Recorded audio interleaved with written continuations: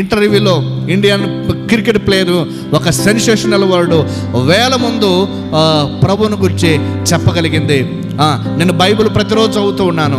యేసయ్య నన్ను నిలబెట్టాడు, ఈ పోరాటంలో గెలుపు అంటే మొట్టమొదటిగా నేను జీసస్ థ్యాంక్స్ అని చెప్పింది. అంతమంది కూడా షాక్ అయిపోయి ఉంటారని నేను అనుకుంటా ఉన్నాను. ఆమె నిలబెట్టగలిగింది.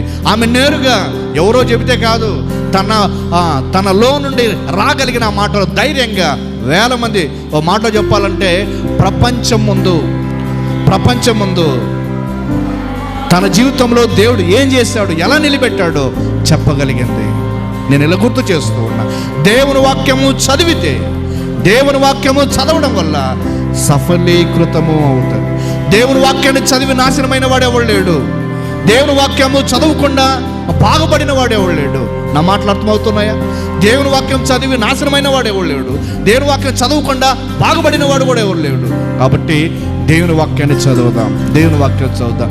సమయం దొరికిందా ఊరినే గెలుకోకుండా పక్కన పెట్టేసి దేవుని వాక్యము చదువుదాం.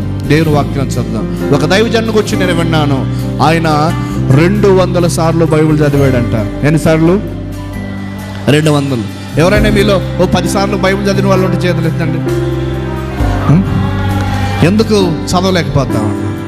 దయచేసి చదవండి, వాక్యాన్ని చదవండి, వాక్యాన్ని ధ్యానించండి. నేను చెబుతున్నది ఏంటో, నేను సత్యం చెబుతూ ఉన్నానా, అబద్ధం చెబుతున్నానా మీరు తెలుసుకోవాలంటే వాక్యాన్ని చదవండి, ధ్యానించండి. మీ పిల్లలకి ఇంటర్వ్యూలో